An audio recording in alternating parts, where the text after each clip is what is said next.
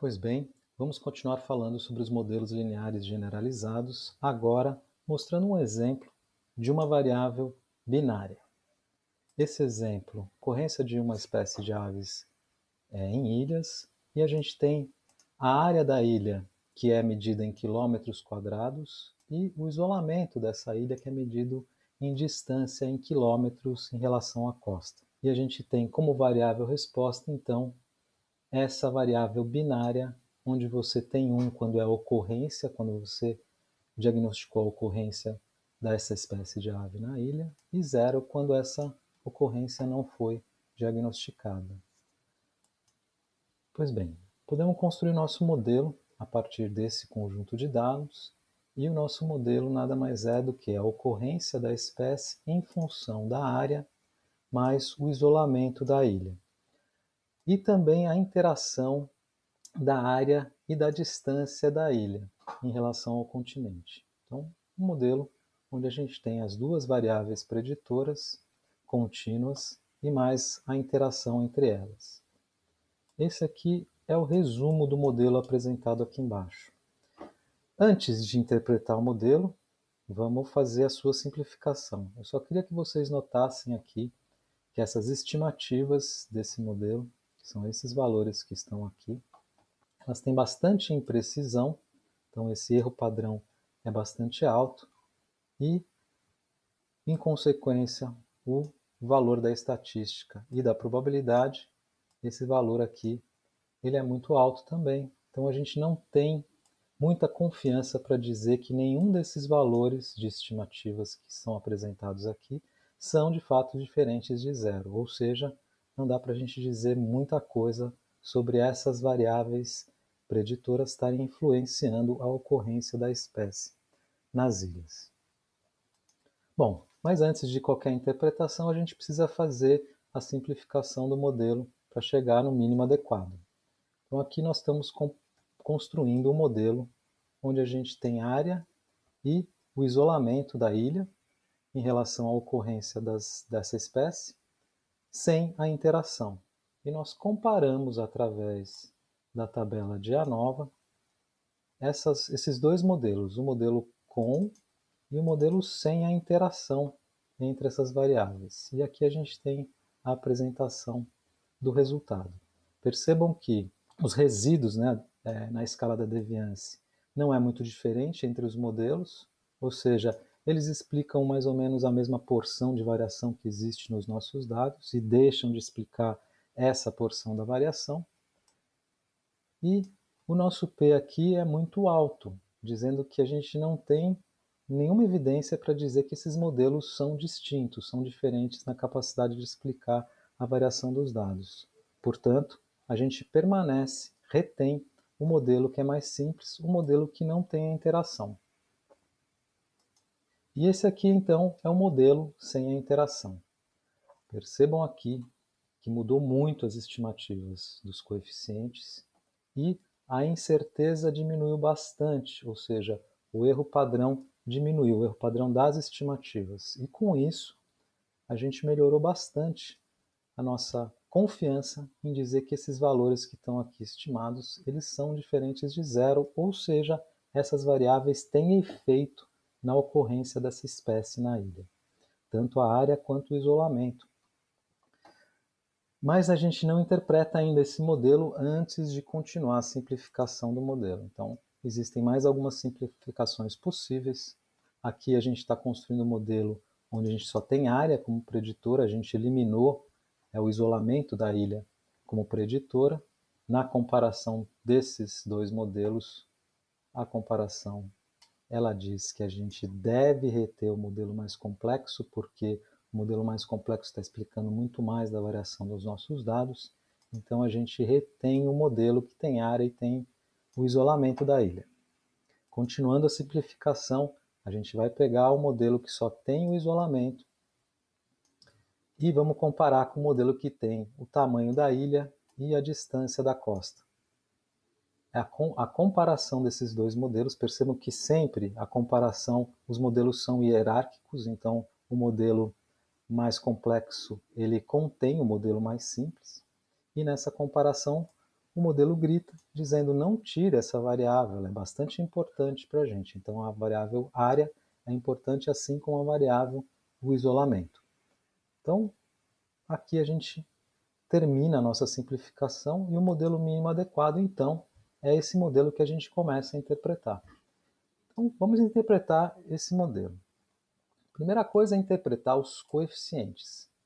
Se vocês lembram, quando eu falei sobre a função de ligação, logit, que é a função de ligação canônica dos modelos binomiais generalizados, ela vai estimar no preditor linear na escala de log da chance. Isso que é o logit, é o log da chance. Eu não sei vocês, mas eu não consigo interpretar. Logaritmo já é difícil, ainda mais o logaritmo da chance. Então eu não consigo interpretar esses valores diretamente. Imagino que tem pessoas que têm bastante experiência e conseguem olhar para esses valores e conseguem fazer boas interpretações. Pois bem, esses são então os coeficientes na escala do preditor linear. E se a gente exponenciar esses coeficientes, a gente vai estar numa escala de razão de chance, como eu falei para vocês na introdução, de modelos generalizados binomiais. Então, o que é essa razão de chance, como a gente interpreta? Primeira coisa, vamos deixar de lado o intercepto. O intercepto não tem interpretação biológica, seria uma área de zero, ilha, né? Ilha com área zero, e uma ilha que está encostada no continente, ou seja, não é uma ilha, a gente não vai interpretar esse intercepto. Vamos interpretar a razão de chance em área. O que é a razão de chance? É o quanto que você tem de modificação na chance ao partir de uma área e ter um acréscimo de 1 quilômetro quadrado nessa área de ilha. Então, o que a gente tem é um acréscimo de 78% na chance. Então, a razão de chance é 1,78, indicando que a chance de uma ilha com 1 quilômetro a mais é 1,78 a chance de uma ilha que não tem esse quilômetro a mais em área. Então, é o quanto que você tem quando você passa numa escala de uma unidade na variável preditora área com relação à razão de chance. E a mesma coisa para o isolamento. O que é o isolamento? É o quanto que você tem de ganho ou perda na chance ao passar de uma distância para uma distância de 1 quilômetro a mais. Então, o que acontece com a chance? Ela diminui em 1/4, ou seja, a chance, quando você está a 1 quilômetro a mais de distância, é 25% da chance que você tinha anteriormente, sem esse quilômetro a mais. Então, é assim que você interpreta a razão de chance nos coeficientes de um modelo linear generalizado binomial. Percebam que eu só tive que exponenciar esse coeficiente para fazer essa interpretação.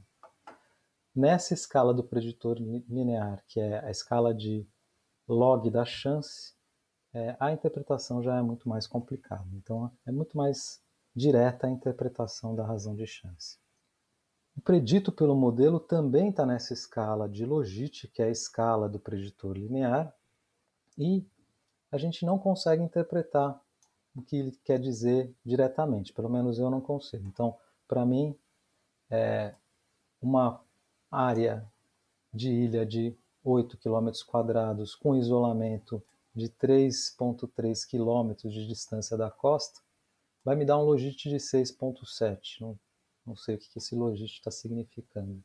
Em compensação, uma área de ilha com 2 km², com isolamento de 7,5 km de distância, me dá um logit de menos 2,6, ou seja, o log da chance é de menos 2,6, também não consigo interpretar isso diretamente. Então, para essa interpretação, o que a gente pode fazer é transformar o preditor linear na função inversa da função de ligação.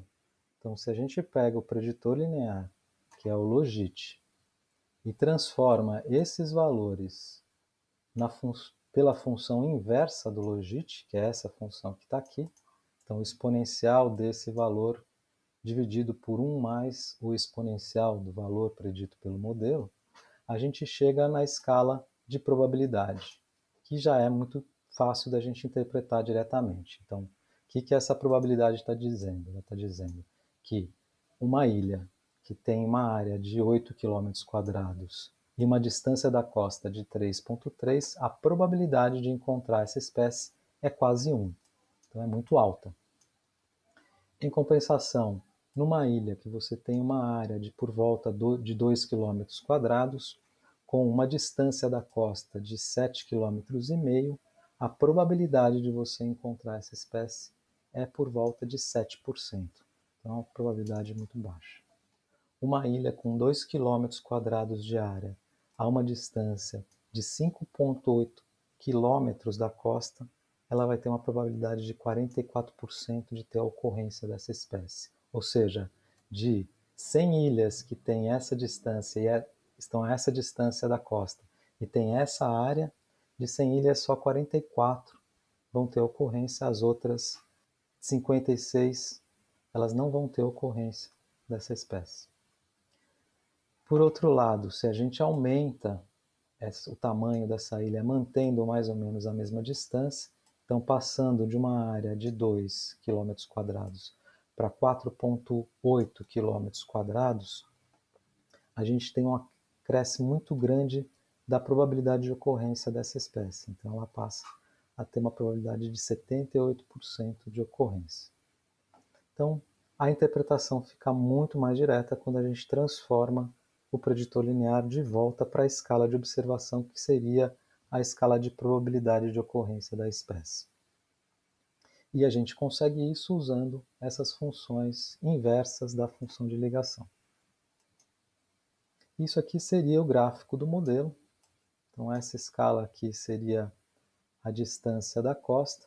Então quanto mais próxima a costa, maior a probabilidade de ocorrência da espécie. E essa escala aqui é do tamanho da ilha. Então, quanto maior a ilha, maior a probabilidade de ocorrência. Então, mesmo que você esteja distante da costa, você vai ter uma probabilidade de ocorrência se você tem uma ilha grande. Em km², essas duas escalas. Tá bem? Essa aqui é uma forma da gente representar esse modelo exponencial. E percebam que a escala vai de 0 a 1, você não tem valores que são maiores ou menores na estimativa desse modelo com relação à probabilidade de ocorrência dessa espécie.